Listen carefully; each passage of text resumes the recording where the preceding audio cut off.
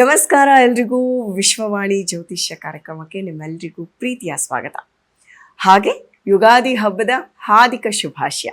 ಯುಗಾದಿಯ ಹೊಸ್ತಲಲ್ಲಿ ನಿಂತ್ಕೊಂಡಾಗ ನಾವು ಎಲ್ಲ ರಾಶಿಯವರು ಯೋಚನೆ ಮಾಡೋದು ಒಂದೇ, ಈ ಯುಗಾದಿ ನಮಗೆ ಬೇವನ್ನ ತಂದಿದೆಯಾ ಜಾಸ್ತಿ ಅಥವಾ ಬೆಲ್ಲನ ತಂದಿದೆಯಾ ಜಾಸ್ತಿ ಅಥವಾ ಎರಡನ್ನೂ ಸಮ ಪ್ರಮಾಣದಲ್ಲಿ ತಂದಿದೆಯಾ? ಈ ಥರದ ಒಂದಷ್ಟು ವಿಷಯಗಳು ನಮಗೆ ತುಂಬಾ ಮನಸ್ಸಿಗೆ ಕಾಡ್ತಾ ಇರುತ್ತೆ. ಈ ಯುಗಾದಿನಾದರೂ ನಮ್ಗೆ ಒಳ್ಳೇದಾಗಲಿ ಅಥವಾ ಏನಾದರೂ ಕಷ್ಟಗಳಿದ್ರೆ ಅದು ಮೊದಲೇ ಗೊತ್ತಾದರೆ ಒಂದಷ್ಟು ಪರಿಹಾರನಾದರೂ ಮಾಡ್ಕೋಬೋದು ಅಂತ ಎಲ್ಲ ಯೋಚನೆ ಮಾಡ್ತಾ ಇರ್ತೀವಿ. ಸೊ ದ್ವಾದಶ ರಾಶಿಗಳ ಭವಿಷ್ಯ ಹೇಗಿದೆ, ಗ್ರಹಗಳ ಮೇಲೆ ನಮ್ಮ ರಾಶಿಗಳ ಮೇಲೆ ಗ್ರಹಗಳ ಪರಿಣಾಮ ಹೇಗಿದೆ, ಅವು ಯಾವ ರೀತಿಯ ಬೆಳಕನ್ನು ಚೆಲ್ಲಿದ್ದಾವೆ, ಎಲ್ಲದನ್ನ ತಿಳ್ಕೊಬೇಕು ಇವತ್ತಿನ ಈ ಕಾರ್ಯಕ್ರಮದಲ್ಲಿ. ದ್ವಾದಶ ರಾಶಿಗಳ ಭವಿಷ್ಯ ಹೇಗಿದೆ ಅನ್ನೋದನ್ನು ತಿಳಿಸ್ಕೊಡೋದಕ್ಕೆ ಈ ಕಾರ್ಯಕ್ರಮಕ್ಕೆ ನಾನು ಚತುರ್ಮುಖ ಬ್ರಹ್ಮ ದೇವಸ್ಥಾನದ ಪ್ರಧಾನ ಅರ್ಚಕರು ಹಾಗೆ ಖ್ಯಾತ ಜ್ಯೋತಿಷಿಗಳು ಆಗಿರುವಂತಹ ವಿಜಯಾನಂದ ಜೋಯಿಸ್ರ ಹತ್ರ ಬಂದಿದ್ದೀನಿ. ಅವರು ಈ ದ್ವಾದಶ ರಾಶಿಗಳ ಮೇಲೆ ಒಂದಷ್ಟು ಬೆಳಕನ್ನು ಚೆಲ್ಲುವಂತಹ ಪ್ರಯತ್ನನ ಮಾಡ್ತಾರೆ. ಹಾಗೆ ಯಾರಿಗೆಲ್ಲ ಒಳ್ಳೆತಿದೆ, ಯಾರಿಗೆಲ್ಲ ಕೆಡುಕಿದೆ, ಯಾರಿಗೆಲ್ಲ ಒಳ್ಳೆಯ ಪರಿಹಾರಗಳು ಸಿಗಬಹುದು, ಈ ಕಾರ್ಯಕ್ರಮನ ಪೂರ್ತಿ ನೋಡಿ. ಪ್ರತಿಯೊಂದು ರಾಶಿಗೂ ಇಂಡಿವಿಜುವಲ್ ಆಗಿ ಒಂದು ವಿಡಿಯೋನ ಮಾಡ್ತಾ ಇದ್ದೀವಿ. ನಿಮ್ಮ ರಾಶಿಗಳ ಭವಿಷ್ಯ ಒಂದೊಂದೇ ವಿಡಿಯೋದಲ್ಲಿ ಸಿಗ್ತಾ ಹೋಗುತ್ತೆ, ದಯವಿಟ್ಟು ಚೆಕ್ ಮಾಡಿ. ಹಾಗೆ ಬನ್ನಿ ಗುರುಗಳನ್ನ ಕಾರ್ಯಕ್ರಮಕ್ಕೆ ಸ್ವಾಗತಿಸೋಣ. ಗುರುಗಳೇ, ಮೊದಲಿಗೆ ಕಾರ್ಯಕ್ರಮಕ್ಕೆ ಪ್ರೀತಿಯ ಸ್ವಾಗತ ನಿಮಗೆ. ಹಾಗೆ ಯುಗಾದಿ ಹಬ್ಬದ ಹಾರ್ದಿಕ ಶುಭಾಶಯ. ಎಲ್ಲರಿಗೂ ಯುಗಾದಿ ಹಬ್ಬದ ಹಾರ್ದಿಕ ಶುಭಾಶಯಗಳು. ಗುರುಗಳೇ, ವಿಶ್ವ ವಸುನಾಮ ಸಂವತ್ಸರ ಅಂತ ನಾವು ಈ ವರ್ಷದ ಯುಗಾದಿಯನ್ನ ಕರೀತಾ ಇದ್ದೀವಿ. ಸೊ ಈ ಒಂದು ಸಂಚಿಕೆಯಲ್ಲಿ ನಮ್ಮ ಎಷ್ಟೊಂದು ಜನ ವೀಕ್ಷಕರು ಕಾಯ್ತಾ ಇದ್ದಾರೆ ಅವರ ಗ್ರಹಗತಿ ಹೆಂಗಿದೆ ಅಂತ ತಿಳ್ಕೊಳ್ಳೋದಕ್ಕೆ. ಸೊ ಮೊದಲಿಗೆ ಯುಗಾದಿ ಹಬ್ಬದ ಬಗ್ಗೆ ಒಂದೆರಡು ನಿಮ್ಮ ಮಾತುಗಳ ಜೊತೆ ಇವತ್ತಿನ ಕಾರ್ಯಕ್ರಮ ಶುರು ಮಾಡೋಣ. ಖಂಡಿತ. ಶ್ರೀ ಗುರುಭ್ಯೋ ನಮಃ. ಹರಿ ಓಂ. ಶ್ರೀ ಗಣೇಶಾಯ ನಮಃ. ಶ್ರೀ ಶಾರದಾ ಗುರುಭ್ಯೋ ನಮಃ. ಓಂ ಬ್ರಹ್ಮದೇವಾಯ ನಮಃ. ಸರ್ವರಿಗೂ ಯುಗಾದಿ ಹಬ್ಬದ ಹಾರ್ದಿಕ ಶುಭಾಶಯಗಳು. ಈಗ ನಾವು ಕ್ರೋಧಿನಾಮ ಸಂವತ್ಸರವನ್ನು ಮುಕ್ತಾಯಗೊಳಿಸಿ ಶ್ರೀ ವಿಶ್ವಾವಸು ನಾಮ ಸಂವತ್ಸರದ ಪ್ರಾರಂಭದಲ್ಲಿದ್ದೇವೆ. ಇದನ್ನೇ ಯುಗಾದಿ ಹಬ್ಬ ಅಂತ ಹೇಳಿ ಕರಿತೀವಿ. ಯುಗಾದಿ ಹಬ್ಬ ಅಂದರೆ ಹೊಸ ವರ್ಷದ ಆದಿ, ಪ್ರಾರಂಭ ಅಂತ ಅರ್ಥ. ಹಳೆದೆಲ್ಲವೂ ಕೂಡ ಅದಕ್ಕೆ ಎಲ್ಲದಕ್ಕೂ ಸಮಯ ಅಂತ ಹೇಳಿ ಕರಿತೀವಿ. ಯಾವುದೇ ದುಃಖ ಬಂದಾಗಲೂ ಅದೊಂದು ಸಮಯ, ಅದು ಹೊರಟೋಗತ್ತೆ ಅಂತ ಹೇಳಿ ನಾವು ಕಾಯಬೇಕು ಸಮಯಕ್ಕಾಗಿ. ಸುಖ ಬಂದಾಗಲೂ ಕೂಡ ಅದನ್ನೇ ಅನ್ವಯಿಸುತ್ತೆ. ಹಾಗಾಗಿ ಇವೆರಡೂ ಸರಿಸಮಾನವಾಗಿ ಪ್ರತಿ ಕ್ಷಣದಲ್ಲಿಯೂ ಸರ್ವ ಜೀವರಾಶಿಗಳ ಮೇಲೂ ಉಂಟಾಗುತ್ತೆ. ಇದನ್ನು ಯುಗಾದಿ ಹಬ್ಬ ಅಂತ ಹೇಳಿ ಕರಿತೀವಿ. ಯುಗಾದಿ ಹಬ್ಬ ಹತ್ತಿರ ಬರುವಾಗ ಮಾಘ ಮತ್ತು ಫಾಲ್ಗುಣ ಮಾಸದಲ್ಲಿ ಪ್ರಕೃತಿ ನಮಗೆ ಅದನ್ನು ತಿಳಿಸ್ಕೊಡುತ್ತೆ. ಹಳೆಯೆಲ್ಲ ಎಲೆಗಳೆಲ್ಲ ಉದುರಿ ನೂತನವಾದಂತಹ ಚಿಗುರು ಪ್ರಾರಂಭವಾಗುತ್ತೆ. ಅದನ್ನು ಫಾಲ್ಗುಣ ಮಾಸ ಮುಕ್ತಾಯವಾಗಿ ಮಾಸಗಳಲ್ಲಿ ಮೊದಲನೇ ಮಾಸ ಚೈತ್ರ ಮಾಸ. ಈ ಚೈತ್ರ ಮಾಸದ ಪಾಡ್ಯ ಮೊದಲನೇ ದಿನವನ್ನು ಯುಗಾದಿ ಹಬ್ಬ ಅಂತ ಹೇಳಿ ಆಚರಣೆ ಮಾಡ್ತೀವಿ. ನಮ್ಮ ಚಾಂದ್ರಮಾನ ಯುಗಾದಿ ಹಬ್ಬದಲ್ಲಿ ಈ ವರ್ಷ ವಿಶ್ವಾವಸು ನಾಮ ಸಂವತ್ಸರವನ್ನು ನಾವು ಪ್ರವೇಶ ಮಾಡ್ತಾ ಇದ್ದೇವೆ. ಯುಗಾದಿ ಹಬ್ಬ ಅಂದ್ರೇನು? ಎಲ್ಲರೂ ಹಬ್ಬ ಮಾಡ್ತಾರೆ, ಅದರಿಂದ ಯುಗಾದಿ ಹಬ್ಬ ಮಾಡ್ತೀವಿ. ಆದರೆ ಯುಗಾದಿ ಹಬ್ಬ ಯಾಕೆ ಹುಟ್ಟುಕೊಳ್ತು, ಅದಕ್ಕೆ ಮೂಲ ದೇವತೆ ಯಾರು, ಕಾರಣ ಯಾರದಕ್ಕೆ ಅಂಥೇಳಿ ನೋಡಿದಾಗ ಯುಗಾದಿ ಹಬ್ಬ ಅಂದರೆ ಇದು ಬ್ರಹ್ಮನ ಹಬ್ಬ. ನಾವೇನು ಸೃಷ್ಟಿಕರ್ತ ಚತುರ್ಮುಖ ಬ್ರಹ್ಮ ಅಂತ ಹೇಳಿ ಕರಿತೀವೋ, ಇದು ಬ್ರಹ್ಮ ದಿವಸ ಅಂತ. ಹೌದಾ? ಯಾವ ಇಲ್ಲಿವರೆಗೂ ನಿಜವಾಗ್ಲೂ ಬ್ರಹ್ಮಂದ ಹಬ್ಬ ಇದು ಅಂತ ನಮಗೆ ಗೊತ್ತಿರಲಿಲ್ಲ. ಯಾವಾಗ ಬ್ರಹ್ಮನು ಸೃಷ್ಟಿ ಕ್ರಿಯೆಯನ್ನು ಪ್ರಾರಂಭ ಮಾಡಿದನೋ ಆ ದಿನವನ್ನು ಯುಗಾದಿ ಅಂತ ಹೇಳಿ ಕರಿತೀವಿ. ಹಾಗಾಗಿ ಎಲ್ಲವಕ್ಕೂ ಪ್ರಾರಂಭವನ್ನು ಬರಿತಕ್ಕಂಥವನು ಬ್ರಹ್ಮ. ಆದ್ದರಿಂದ ಎಲ್ಲದರಲ್ಲಿಯೂ ಮೊದಲು ವಿದ್ಯಾಭ್ಯಾಸವನ್ನು ಅಕ್ಷರಾಭ್ಯಾಸ ಅಂತ ಹೇಳಿ ಕರಿತೀವಿ. ಅದನ್ನು ಅಕ್ಷರ ಬ್ರಹ್ಮ ಅಂತ ಹೇಳಿ ಕರಿತೀವಿ. ಮೊದಲ ಅನ್ನದ ಅಗಳನ್ನು ತಿನ್ನುವಾಗ ಅನ್ನ ಬ್ರಹ್ಮ ಅಂತ ಹೇಳಿ ಕರಿತೀವಿ. ಈ ರೀತಿ ಸರ್ವರಿಗೂ ಬ್ರಹ್ಮನು ತಂದೆಯ ರೂಪದಲ್ಲಿ ಇರ್ತಾನೆ.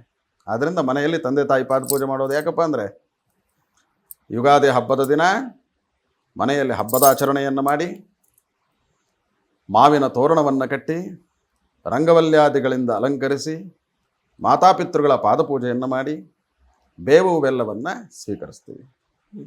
ಹಾಗಾಗಿ ಸೃಷ್ಟಿಗೆ ಕಾರಣನಾಗಿರ್ತಕ್ಕಂಥ ಹೊಸ ವಿಚಾರಗಳನ್ನು ಇವತ್ತು ನಾವು ಮಾತಾಡ್ತಿದ್ದೀವಿ ಅಂದರೆ ಇವೆಲ್ಲವೂ ಪುನರಪಿ ಬರ್ತಾ ಇರುತ್ತೆ, ಹೋಗ್ತಾ ಇರುತ್ತೆ.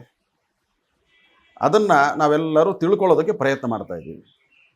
ಹಾಗಾಗಿ ಬ್ರಹ್ಮಾಂಡದಲ್ಲಿ ಅನೇಕ ವಿಚಾರಗಳಿದೆ. ಅದೆಲ್ಲವನ್ನು ಅಧ್ಯಯನ ಮಾಡುವ ದಿನವನ್ನು ಯುಗಾದಿ ಹಬ್ಬ ಅಂತ ಹೇಳಿ ಕರಿತೀವಿ. ಈ ಸರ್ತಿ ಭಾನುವಾರದ ದಿನ ರೇವತಿ ನಕ್ಷತ್ರದಲ್ಲಿ ವಿಶ್ವಾವಸುನಾಮ ಸಂವತ್ಸರವನ್ನು ನಾವು ಪ್ರವೇಶ ಮಾಡ್ತಾ ಇದ್ದೇವೆ. ಈ ದಿನವನ್ನು ಬ್ರಹ್ಮದಿನ, ಬ್ರಹ್ಮದಿವಸ ಅಂತ ಹೇಳಿ ಕರಿತೀವಿ. ಆದ್ದರಿಂದ ಪ್ರಾರಂಭ ಬ್ರಹ್ಮನಿಂದ, ಪಾಲನೆ ವಿಷ್ಣುವಿನಿಂದ, ಅಂತ್ಯವು ಪರಮೇಶ್ವರನಿಂದ. ಈ ಮೂರು ಕ್ರಿಯೆಗಳು ಸತತವಾಗಿ ನಡೀತಾ ಇರುತ್ತೆ. ಹಾಗಾಗಿ ಎಲ್ಲರೂ ಯುಗಾದಿ ಹಬ್ಬವನ್ನು ಶ್ರದ್ಧಾ ಭಕ್ತಿಗಳಿಂದ ಆಚರಣೆ ಮಾಡಿ ಹಬ್ಬದ ದಿನ ನಗುವಿನಿಂದ, ಸಂತೋಷದಿಂದ, ಯಾವುದೇ ರೀತಿಯ ಪರನಿಂದನೆಯನ್ನು ಮಾಡದೆ, ಪರನಿಂದನೆಯನ್ನು ಮಾಡಿದಾಗಲೂ ಯುಗಾದಿ ಹಬ್ಬದ ದಿನ ಅದು ಶಾಪವಾಗುತ್ತೆ. ಹಾಗಾಗಿ ಪರನಿಂದನೆಯನ್ನು ಮಾಡದೆ, ಅವಾಚ್ಯಾದಿಗಳನ್ನು ಮಾತಾಡದೆ, ಅತಿ ಹೆಚ್ಚಿನ ಜ್ಞಾನಕ್ಕೆ ಸಂಬಂಧಪಟ್ಟಂಥ ಅಥವಾ ಅಧ್ಯಯನಕ್ಕೆ ಸಂಬಂಧಪಟ್ಟಂಥ ಅಥವಾ ಹೊಸ ವಿಚಾರಗಳ ಬಗ್ಗೆ ಈ ವರ್ಷ, ಹಳೆ ವರ್ಷ ನಾನು ಕಲಿಯೋಕ್ಕಾಗಲಿಲ್ವಲ್ಲ, ಈ ವರ್ಷ ಅದನ್ನು ಕಲಿಯೋದಕ್ಕೆ ಪ್ರಯತ್ನ ಮಾಡೋಣ, ಅದನ್ನು ಯುಗಾದಿ ಹಬ್ಬ ಅಂತ ಹೇಳಿ ಕರಿತೀವಿ. ಈ ಚೈತ್ರ ಮಾಸದ ಪ್ರಾರಂಭದಿಂದ ಮತ್ತೆ ಮುಂದೆ ಬರುವಂತಹ ಯುಗಾದಿ ಹಬ್ಬದವರೆಗೂ ಒಂದು ವರ್ಷ ಅಂತ ಹೇಳಿ ಕರಿತೀವಿ. ನಮಗೆ ಒಂದು ವರ್ಷ, ಬ್ರಹ್ಮನಿಗೆ ಒಂದು ಕ್ಷಣ. ಹಾಗಾಗಿ ನಮ್ಮ 365 ದಿನ ಬ್ರಹ್ಮನಿಗೆ ಒಂದು ಕ್ಷಣ.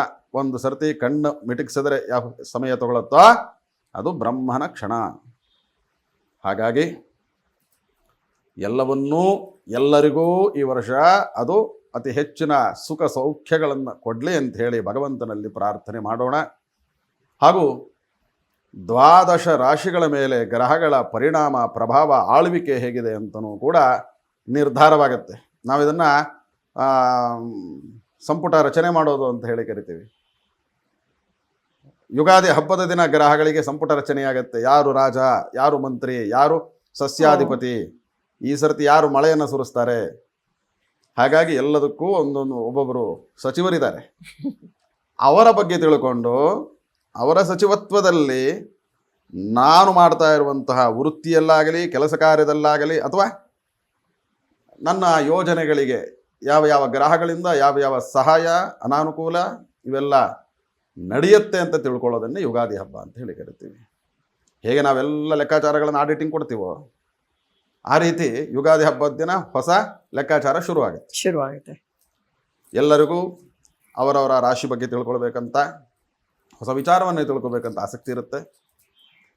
ಅದನ್ನು ತಿಳ್ಕೊಳ್ಳೋದ್ರ ಜೊತೆಯಲ್ಲಿ ಅದನ್ನು ಪಾಲನೆಯನ್ನು ಮಾಡ್ತಾ ಸಾತ್ವಿಕತೆಯನ್ನು ಹಾಗೂ ದೇಶದಲ್ಲಿ ಸಮೃದ್ಧಿಯಾಗಿರಲಿ ಅಂಥೇಳಿ ಎಲ್ಲರೂ ಪ್ರಾರ್ಥನೆ ಮಾಡೋಣ.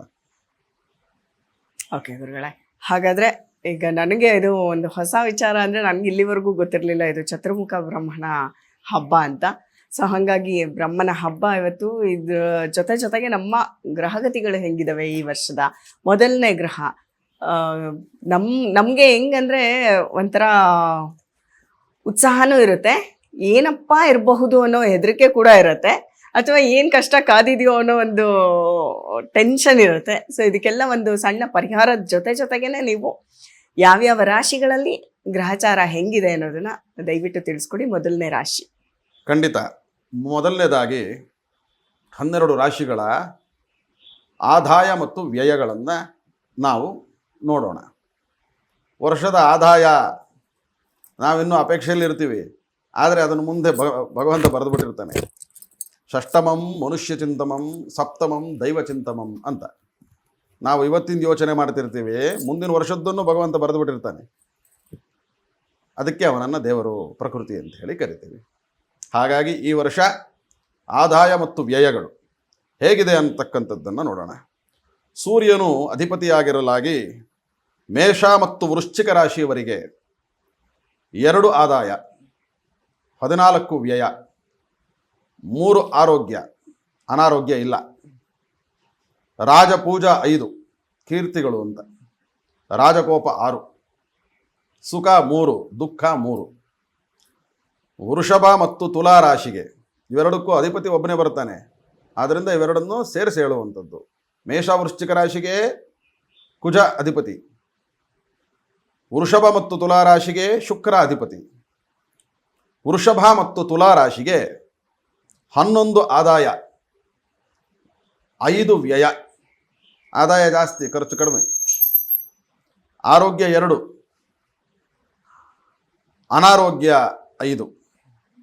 ರಾಜಪೂಜಾ 1, ರಾಜಕೋಪ 2, 6 ಸುಖ 3 ದುಃಖ. ಮಿಥುನ ಮತ್ತು ಕನ್ಯಾ ರಾಶಿಗೆ ಬುಧ ಅಧಿಪತಿ, 14 ಆದಾಯ, 2 ವ್ಯಯ, 2 ಅನಾರೋಗ್ಯ, 5 ಅನಾರೋಗ್ಯ, 1 ರಾಜಪೂಜಾ, 2 ರಾಜಕೋಪ, 6 ಸುಖ 3 ದುಃಖ. ಕರ್ಕಾಟಕ ರಾಶಿಗೆ ಅಧಿಪತಿ ಚಂದ್ರ, ಕರ್ಕಾಟಕ ರಾಶಿಯವರಿಗೆ 14 ಆದಾಯ, 8 ವ್ಯಯ, ಆರೋಗ್ಯ 6, ಅನಾರೋಗ್ಯ 5, ರಾಜಪೂಜಾ 6, ರಾಜಕೋಪ 3, ಸುಖ 3 ದುಃಖ 3. ಸರಿಸಮನಾಗಿರುತ್ತೆ. ಸಿಂಹರಾಶಿಗೆ ಅಧಿಪತಿ ಸೂರ್ಯ, 11 ಆದಾಯ, 11 ವ್ಯಯ, 4 ಆರೋಗ್ಯ, 4 ಅನಾರೋಗ್ಯ, 2 ರಾಜಪೂಜಾ, 6 ರಾಜಕೋಪ, ಸುಖ 3 ದುಃಖ 3.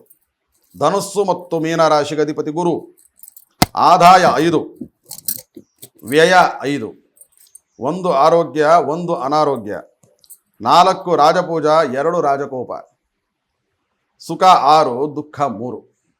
ಮಕರ ಮತ್ತು ಕುಂಭರಾಶಿಗೆ ಅಧಿಪತಿ ಶನಿ ಪರಮಾತ್ಮ, 8 ಆದಾಯ, 14 ವ್ಯಯ, 2 ಆರೋಗ್ಯ, 3 ಅನಾರೋಗ್ಯ, 5 ರಾಜಪೂಜಾ, 6 ರಾಜಕೋಪ, ಸುಖ 3 ದುಃಖ 3.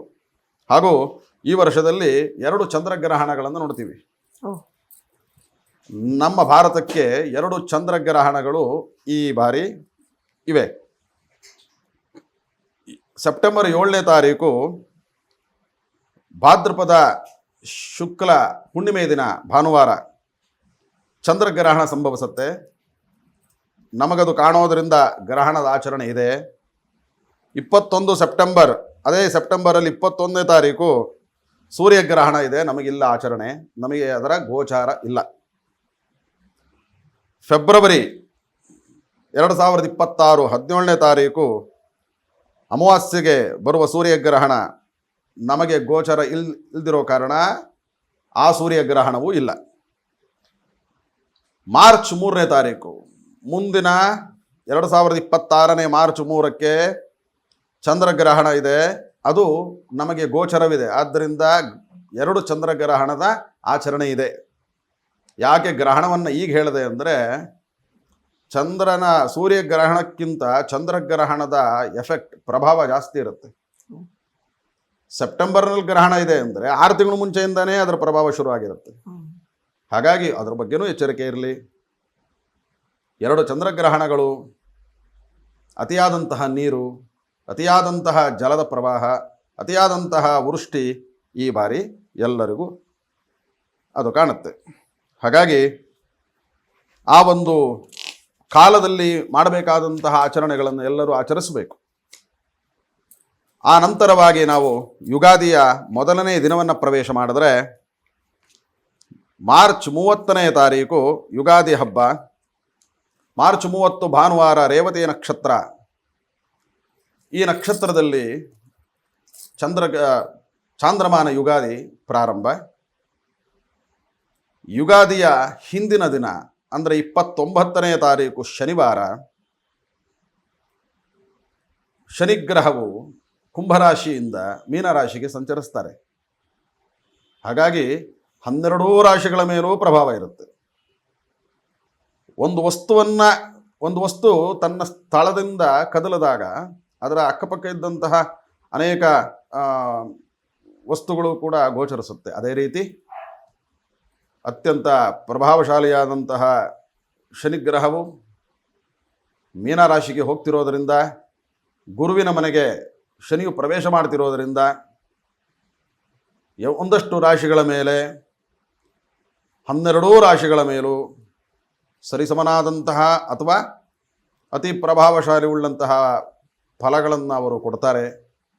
ಅದೇ ರೀತಿ ಮೇ 14ನೇ ತಾರೀಕು ಗುರುಗ್ರಹವು ಮಿಥುನ ರಾಶಿಗೆ ಹೋಗ್ತಿರೋ ಕಾರಣ 2 ಗ್ರಹಗಳನ್ನು ನಾವು ದೀರ್ಘಕಾಲ ಉಳಿತಕ್ಕಂಥ ಗ್ರಹಗಳು ಅಂತೀವಿ. ಶನಿ ಪರಮಾತ್ಮನು ಒಂದು ರಾಶಿಗೆ ಪ್ರವೇಶ ಮಾಡಿದ್ರೆ 2.5 ವರ್ಷಗಳ ಕಾಲ ಆ ರಾಶಿಯಲ್ಲವನು ಆಳ್ವಿಕೆಯನ್ನು ಹಾಗೂ ಅದರ ಹಿಂದಿನ ರಾಶಿಯನ್ನು ಅದರ ಮುಂದಿನ ರಾಶಿಯನ್ನು ಇದನ್ನೇ ಸಾಡಸಾತಿ ಅಂತ ಹೇಳಿ ಕರೆಯೋದು. ಯಾವ ರಾಶಿಯಲ್ಲಿ ಇರ್ತಾನೋ ಆ ರಾಶಿಗೆ 2.5 ವರ್ಷ, ಯಾವ ರಾಶಿ ಅದರ ಹಿಂದಿನ ರಾಶಿಯೋ ಅದಕ್ಕೆ 2.5 ವರ್ಷ, ಯಾವ ರಾಶಿಯು ಅವನಿರುವ ರಾಶಿಯಿಂದ ಮುಂದಿನ ರಾಶಿಯೋ ಅದಕ್ಕೆ 2.5 ವರ್ಷ, ಒಟ್ಟು 3 ರಾಶಿಗಳಿಂದ ಸೇರಿ 7.5 ವರ್ಷಗಳ ಕಾಲ ಅವನು ಪ್ರಭಾವಶಾಲಿಯಾಗಿರ್ತಾನೆ. ಹಾಗಾಗಿ 30 ತಿಂಗಳುಗಳು ಒಂದು ಗ್ರಹವು ಒಂದು ರಾಶಿಯಲ್ಲಿದ್ದಾಗ ನಾವು ಒಂದು ಸರ್ತಿ ಪ್ರಯತ್ನ ಪಡ್ತಿರ್ತೀವಿ. ಅದನ್ನು ಈ ಹಿಂದೆ ನಾವು ಎಷ್ಟೋ ಸರ್ತಿ ಮಾಡಿರ್ತೀವಿ. ಆದರೆ ಯಾವಾಗ ಶನಿ ಪರಮಾತ್ಮನು ಆಯಾ ಸ್ಥಾನದಲ್ಲಿರ್ತಾನೋ ಯಾವ ಶಕ್ತಿಯನ್ನು ಉಪಯೋಗಿಸಿದ್ರೂ ಕೂಡ ಆ ಕೆಲಸ ಆಗಲ್ಲ. ಒಂದಷ್ಟು ಸಮಯ ನಾವು ಪ್ರಯತ್ನ ಪಡೆದಿದ್ದರೂ ಆ ಕೆಲಸ ಕಾರ್ಯಗಳು ಆಗೋಗುತ್ತೆ. ನಮಗೆ ಗೊತ್ತಿಲ್ಲದೆಯೇ ಯಾವುದೋ ಕೈ ಆ ಶಕ್ತಿ ಆ ಕೆಲಸವನ್ನು ನೆರವೇರಿಸ್ತಿದೆ ಅಂತ ಅರ್ಥ. ಹಾಗಾಗಿ ನಾವು ಏನೇ ಬಿಟ್ಟರೂ ಕೂಡ ವರ್ಷಕ್ಕೊಮ್ಮೆ ಆದರೂ ಯಾವ ಮನುಷ್ಯನೇ ಆಗಲಿ ಯಾರೇ ಆಗಲಿ 6 ತಿಂಗಳಿಗೊಮ್ಮೆ ಅಥವಾ ವರ್ಷಕ್ಕೊಮ್ಮೆ ಆದರೂ ನವಗ್ರಹಗಳನ್ನು ಪೂಜಿಸಬೇಕು. ನವಗ್ರಹಗಳ ಆರಾಧನೆ ಮಾಡ್ತಿರಬೇಕು. ನಾವೇನು ಮಾಡಿದೀವೋ ಬಿಟ್ಟಿದ್ದೀವೋ ನವಗ್ರಹಗಳನ್ನು ಧಾನ್ಯಗಳ ರೂಪದಲ್ಲಿ ಅಥವಾ ಎಲ್ಲಿ ಅವರು ವಿಗ್ರಹ ರೂಪದಲ್ಲಿ ಪ್ರತಿಷ್ಠಾಪನೆಯಾಗಿದ್ದಾರೋ ಅಲ್ಲಿ ತಾನು ತನ್ನ ದ್ರವ್ಯ ತನ್ನ ಹಣದಿಂದ ಧಾನ್ಯವನ್ನು ತೆಗೆದುಕೊಂಡು ಹೋಗಿ ನವಗ್ರಹಗಳ ಮುಂದಿಟ್ಟು ಅರ್ಪಿಸಿ ಯಥಾಶಕ್ತಿ ಪೂಜೆಯನ್ನು ಅಂದರೆ ಉಪಚಾರವನ್ನು ಮಾಡಿ ಬರಬೇಕು ಅವರಿಗೆ. ಆಗ ಮಾತ್ರ ಜಯಿಸಕ್ಕೆ ಸಾಧ್ಯ. ನಾನು ನವಗ್ರಹಗಳ ಪೂಜೆ ಮಾಡೇ ಇಲ್ಲ, ನಂಗೆ ಅದ್ರ ಬಗ್ಗೆ ಯಾರೂ ಹೇಳುವುದಿಲ್ಲ. ಯಾವಾಗ ನಾವು ತಿಳ್ಕೊಳ್ತೀವೋ ಅಲ್ಲಿಂದ ಅನಂತರವಾಗಿ ಮಾಡೋದು 2ರಷ್ಟು ಫಲ ಕೊಡುತ್ತೆ. ಹಾಗಾಗಿ ಇವತ್ತು ಯುಗಾದಿ ಹಬ್ಬದ ಸರಣಿಯಲ್ಲಿ ಯಾರ್ಯಾರು ತಿಳ್ಕೊಳ್ತಾ ಇದ್ದೀರೋ ಅವರೆಲ್ಲರೂ ತನ್ನ ಜನ್ಮ ದಿವಸದಂದು ಹುಟ್ಟಿದಬ್ಬ ಅಥವಾ ಯಾವುದೋ ಒಂದು ವಿಶೇಷ ದಿನ ನವಗ್ರಹ ಪೂಜೆ ಮಾಡಿ ಒಂದು 100 ಗ್ರಾಮ್ ಆದರೂ ಧಾನ್ಯ ಇಟ್ಟು ಅದನ್ನು ಪೂಜಿಸಿ ದಾನ ಮಾಡಿ, ಅಥವಾ ನವಗ್ರಹಗಳನ್ನು ವಿಗ್ರಹ ರೂಪದಲ್ಲಿ ಯಾವ ದೇವಸ್ಥಾನದ ಪ್ರತಿಷ್ಠಾಪನೆ ಆಗಿದ್ದಾರೋ ಅಲ್ಲಿ ಹೋಗಿ ಪೂಜೆ ಮಾಡಿಸಿ. ಒಟ್ಟು ನವಗ್ರಹಗಳನ್ನಂತೂ ನಾವು ಭೇಟಿಯಾಗಿ ಬರಲೇಬೇಕು. ಅವರಿದ್ದ ಜಾಗಕ್ಕೆ ನಾವು ಹೋಗಬೇಕು. ಯಾಕಂದರೆ ಅವ್ರು ಬಂದರೆ ತಡ್ಕೊಳ್ಳೋ ಶಕ್ತಿ ನಮಗಿರಲ್ಲ. ಹಾಗಾಗಿ ನಾವೇ ಅವ್ರ ಜಾಗಕ್ಕೆ ಹೋಗಿ ಪೂಜೆಯನ್ನು ಸಲ್ಲಿಸಬೇಕು. ಹಾಗಾಗಿ ಈ ಸರ್ತಿ ಸೂರ್ಯನೇ ಗ್ರಹಾಧಿಪತಿಯೇ ನಾಯಕನಾಗಿರೋದರಿಂದ ಎಲ್ಲ ವರ್ಗ, ಎಲ್ಲ ಜನಾಂಗ, ಎಲ್ಲ ಡಿಪಾರ್ಟ್ಮೆಂಟ್ ಎಲ್ಲರಿಗೂ ಸುಖವಾಗಿರ್ತಾನೆ. ಎಲ್ಲರೂ ಅವರವರ ಶಕ್ತಿ ಅನುಸಾರವಾಗಿ ಅವರವರ ರಾಜರಾಗೇ ಇರ್ತಾರೆ ಈ ವರ್ಷ. ಹಾಗಾಗಿ ಯಾರ್ಯಾರು ಯಾವ್ಯಾವ ಕ್ಷೇತ್ರದಲ್ಲಿ ಕಠಿಣ ಪರಿಶ್ರಮ ಮಾಡ್ತಿದ್ದೀರೋ, ಪ್ರಮೋಷನ್ ಆಗಲಿ, ಬಹಳ ದಿನದಿಂದ ಕಾಯ್ದಿಲ್ದಿರೋ ಸಂತಾನ ಇಲ್ದಿರೋರು ಸಂತಾನ ಆಗುತ್ತೆ. ಹಾಗೂ ಅನೇಕ ಸಾಧನೆಗಳನ್ನು ಮಾಡ್ತಾರೆ. ವಿದ್ಯಾರ್ಥಿಗಳಲ್ಲಿ ಹೆಚ್ಚು ತೇಜಸ್ಸು, ದೇಶಕ್ಕೆ ಒಳ್ಳೆಯ ಕೀರ್ತಿ, ದೇಶಕ್ಕೆ ಒಳ್ಳೆಯ ಉತ್ತಮವಾದಂತಹ ಆಳ್ವಿಕೆ ಎಲ್ಲವೂ ಕೂಡ ಈ ವರ್ಷದ ಫಲ ಕೊಡುತ್ತೆ. ಮಾರಕ ಸ್ಥಾನಗಳು ಈ ವರ್ಷ ಇಲ್ಲ. ಹಾಗಾಗಿ ಸಾಮಾನ್ಯವಾಗಿ ಮನುಷ್ಯ ತನ್ನ ಆಸೆಗನುಸಾರವಾಗಿ ತನ್ನ ತಾಂತ್ರಿಕತೆಗಳಿಗೆ ಅನುಸಾರವಾಗಿ ಅಪಾಯಗಳು ಸಂಭವಿಸ್ಬೋದೇ ವಿನಃ ಪ್ರಾಕೃತಿಕವಾಗಿ ಯಾವುದೂ ಕೂಡ ಸಮಸ್ಯೆಗಳು ಸಂಭವಿಸಲ್ಲ. ಎಲ್ಲರೂ ಸಮೃದ್ಧಿಯಾಗಿರುವಂತೆ ಮಾಡ್ತಾನೆ ಈ ವರ್ಷ. ಹಾಗಾಗಿ ಎಲ್ಲರಿಗೂ ಶುಭವಾಗಲಿ. ಮೇಷರಾಶಿಯಿಂದ ಪ್ರಾರಂಭವನ್ನು ಮಾಡೋಣ. ಇದಿಷ್ಟು ವರ್ಷದ ಒಂದು ಆಗು ಹೋಗು ಅಂದರೆ ಓವರಾಲ್ ಆಗಿ ಎಲ್ಲ ರಾಶಿಯವರಿಗೂ ಸೇರಿ ಹೇಳಿರುವಂತಹ ಒಂದು ಮೇಲ್ನೋಟಕ್ಕೆ ಅಥವಾ ನಮ್ಗೆ ಒಂದು ಓವರಾಲ್ ಒಂದು ಬೌಂಡ್ರಿ ಒಳಗಡೆ ಸಿಗುವಂಥ ಒಂದು ರಿಸಲ್ಟ್ ಇದು. ನೆಕ್ಸ್ಟ್ ವಿಡಿಯೋನಲ್ಲಿ ನಿಮ್ಮ ರಾಶಿಯ ಆಗು ಹೋಗು ಹೇಗಿರುತ್ತೆ ಅಂತ ತಿಳ್ಕೊಬಹುದು.